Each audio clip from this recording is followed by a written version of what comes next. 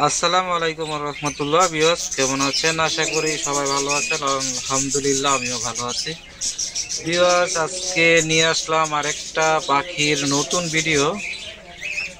আগের একটি ভিডিওতে বলেছিলাম যে আরো কিছু নতুন পাখি আমার বাসায় নিয়ে আসব, তাই চলে আসলাম আমার ছোট ভাইয়ের এক দোকানে, রেদওয়ানের। তো আজকে কি পাখি নিয়ে যাই সেটাও দেখাবো আপনাদের। তার আগে আপনাদের দোকানের কিছু পাখি আমি আসলে আপনাদেরকে দেখাই, তারপর কোন পাখিগুলো নিয়ে যাই তাও দেখাবো ইনশাল্লাহ।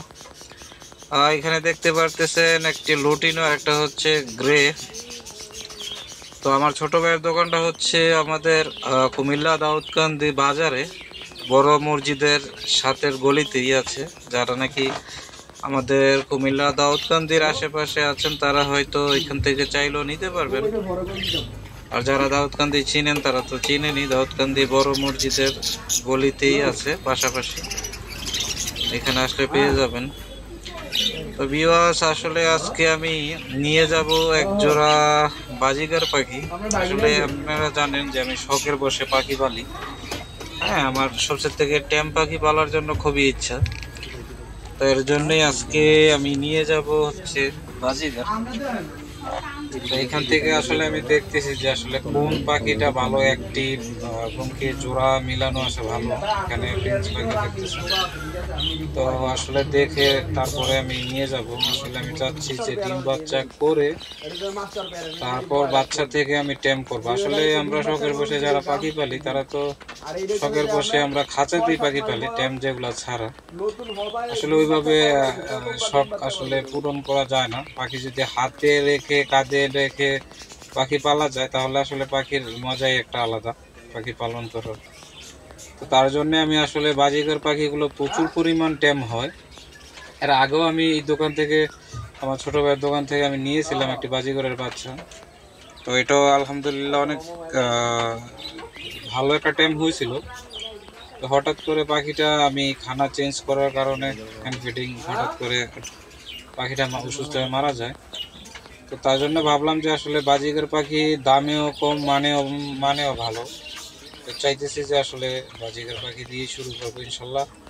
তো আজকে এখান থেকে একজোড়া রানিং বাজিগর পাখি নিয়ে যাব, আর হচ্ছে খাঁচা একটি নিয়ে যাব, সাথে হাড়িও নিয়ে যাব, পানির বাটি সম্পূর্ণ যা আছে সব কিছু এখান থেকে নিয়ে যাব।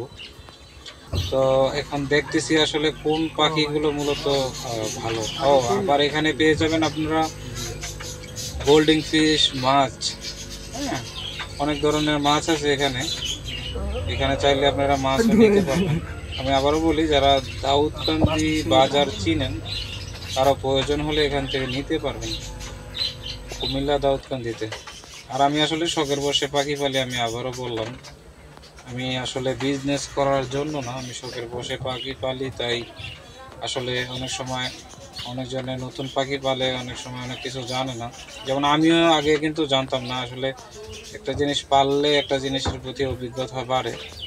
তো আলহামদুলিল্লাহ বাজিদের পাখিগুলো কিন্তু খুব সহজে রোগ বালাই খুব কমই হয়। হ্যাঁ, তো তাই বাজিদের পাখিগুলো প্রচণ্ড পরিমাণ টেমও হয়।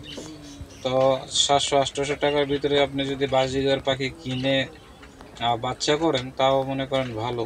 যদি টেম করাতে চান তাও করতে পারবেন। আপনারা যারা নতুন আছেন তারা আসলে বড় বিগ বাজেটের দিকে না যাওয়াই বেটার। কারণ আমি কিন্তু ঢাকা থেকে পাখি এনে অনেক প্রতারিত হয়েছি। কারণ হচ্ছে যে তারা আসলে কথা কাজে মিল রাখে না, এই সে সমস্যা। হ্যাঁ, তো বিবাস আলহামদুলিল্লাহ দেখেন আমি এই যে বাজিগার পাখিগুলো নিয়েছি, এটা আমার বাসার আনার পর ভিডিও। পাখিগুলো আসলে আমার মনে হয় অনেক ফ্রেন্ডলি। কারণ হচ্ছে দেখেন আমি যখন বাড়িতে আইনে হাত দিয়ে লাড়া দেওয়ার পর দেখেন ও কিন্তু বেশি এটা ভয় পাচ্ছে না। নতুন পাখি হলে কিন্তু অনেক সময় এক জায়গা থেকে আরেক জায়গায় আসলে অনেক ভয় পায়, কিন্তু আলহামদুলিল্লাহ আমার পাখিগুলো কিন্তু ভয় পাচ্ছে না। এবং কি দেখেন যে রানিং মেয়ে পাখিটা, এটা কিন্তু হাড়িতে অলরেডি চলেও গেছে বাসায় আনতে আনতে। হ্যাঁ, ভালো অ্যাক্টিভ পাখিগুলো। এই দেখেন কিভাবে ঝুলে আসে। তো আশা করি দেখা যাক, এগুলো মনে করেন ছোট ভাই বলছে যে খুব দ্রুতই এগুলো ডিম বাচ্চা করবে। আসলে রানিং পাখি দিয়েছে। তো আশা করি দেখি কি অবস্থা হয়, এবং কি আপনাদেরকে ডিম যদি পারে তাহলে অবশ্যই আবার আপনাদেরকে আমি দেখাবো।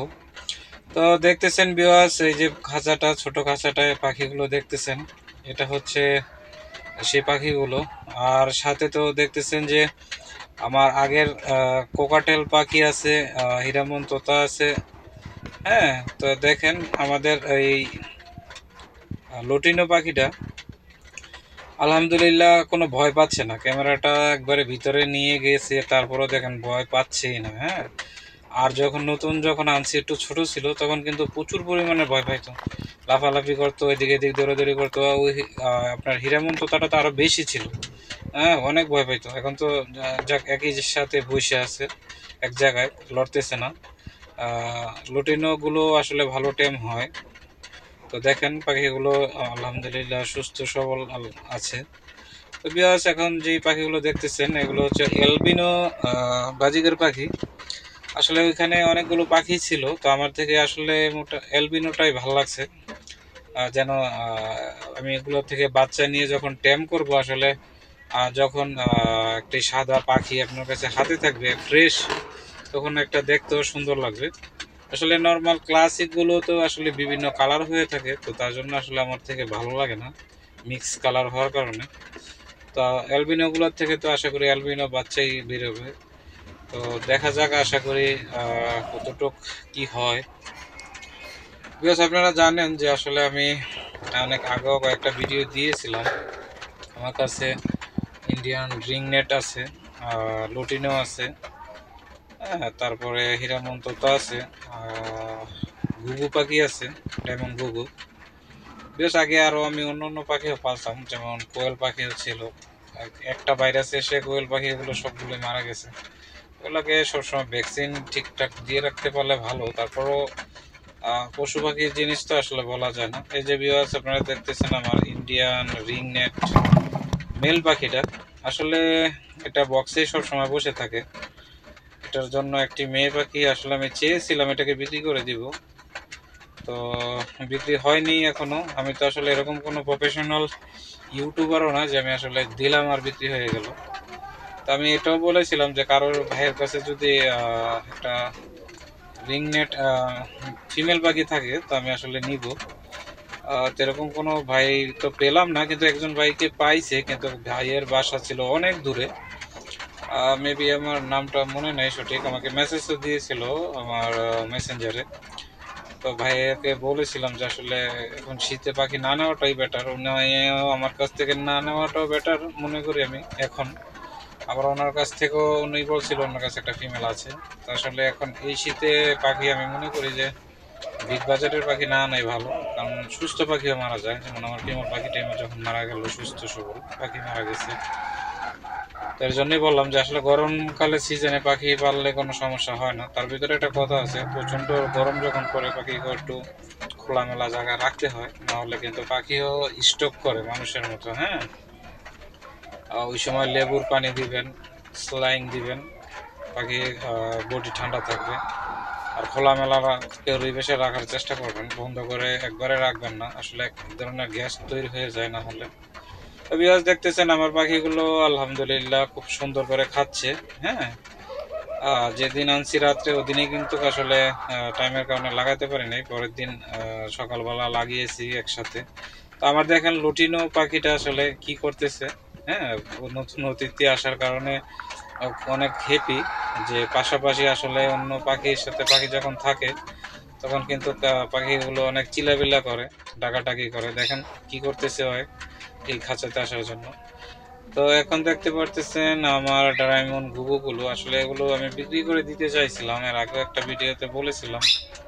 হ্যাঁ, 700 টাকা দাম চেয়েছিলাম। তো যদি যেই নেন, 700 না, আমি 600-500 হলেও আমি বিক্রি করে দিব। আসলে ডায়মন্ড পাখি আমার আসলে কোনো ইচ্ছে ছিল না, আমার আব্বা আনছিল এগুলো।